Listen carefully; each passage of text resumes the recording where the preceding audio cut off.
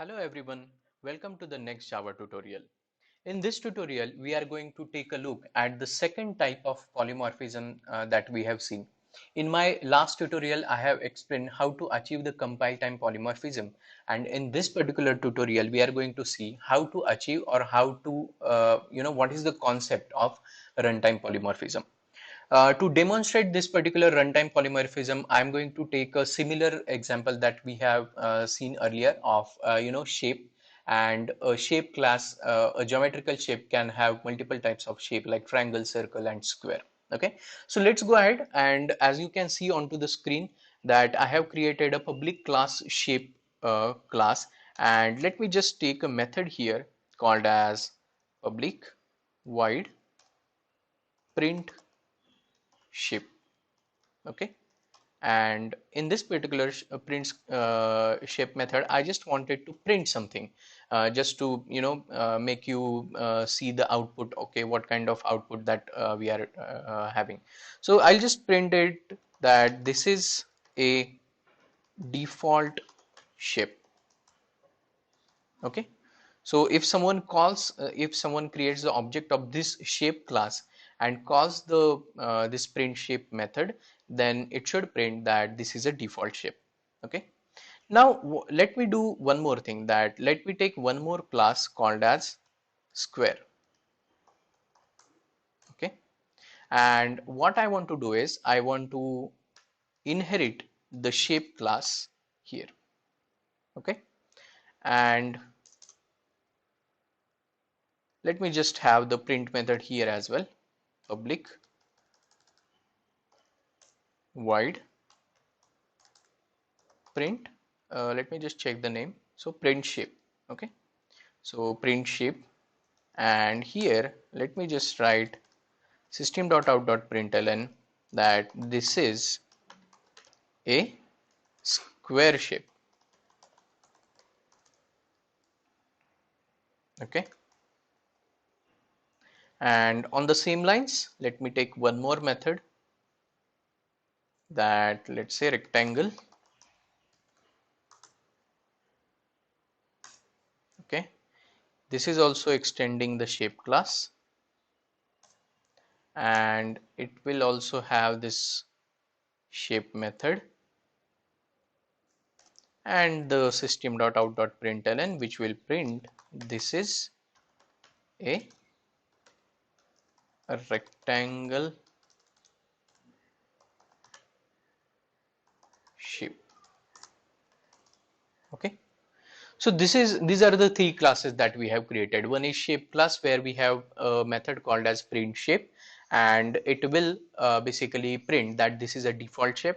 Then we have one more specific shape called as square, and it will print that this is a square shape, and the rectangle class will print that this is a rectangle shape.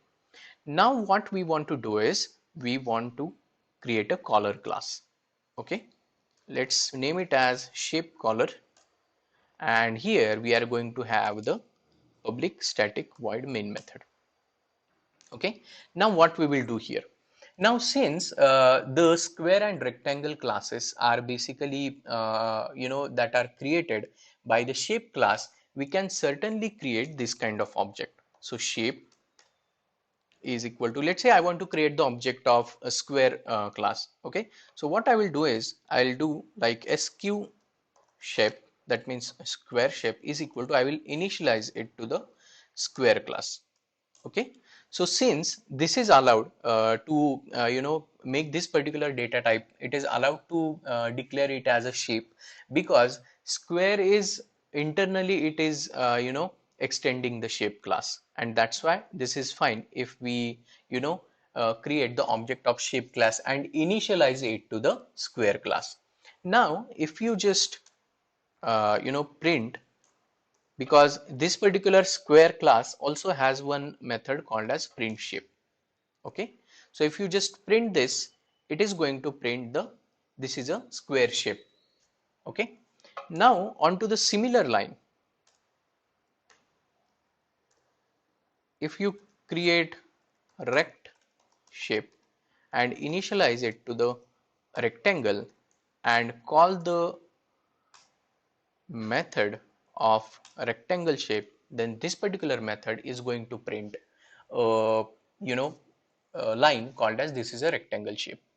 Now, this particular concept is known as polymorphism, and how runtime polymorphism is achieved here is by using something like this, that even though these three classes, shape, square and rectangle, have same names, have one of the method in these particular three classes is with the same name, that is print shape, but the logic that we have written under that particular method changes according to the class. Okay, so basically the print method of your shape class has some different logic of printing that this is a default shape. The print shape method of your square class has some different logic, and the print shape method of your rectangle class is also have some different logic. So if you encounter this kind of scenario in actual your real world problem, that you have, you know, similar methods, similar implementation details, but the internal logic within those particular method is different.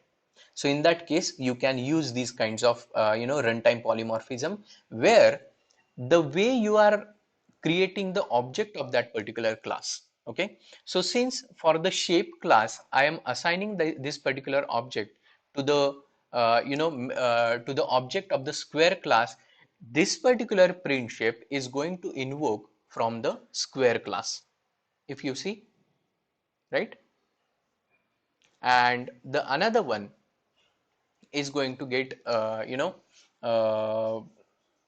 called or invoked from the from the rectangle class. Okay, so let's go ahead and run this to check what kind of output it gives.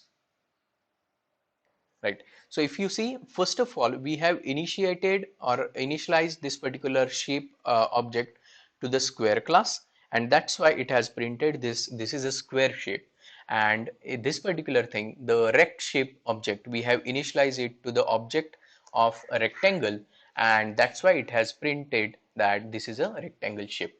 So even though we have similar method names in multiple classes, since the business logic within those particular methods is different, we do have a liberty using the runtime polymorphism to, you know, initialize it with the appropriate classes and call your implementation based on the what kind of object you are initializing to that particular class. Okay, so this particular concept that we have seen is known as runtime polymorphism, and this is like both the types of polymorphism, one compile time polymorphism and runtime polymorphism, are very useful in the actual real time projects. As in, whenever you want to achieve or whenever you want to write your modules in by using the best practices of object oriented paradigm, then obviously like using the concepts like inheritance, then runtime polymorphism, compile time polymorphism, these kinds of OOP concepts are very useful. Okay, so with this particular note, this is for the runtime polymorphism demo. So thanks for watching this tutorial, and I will see you in the next tutorial. Thank you.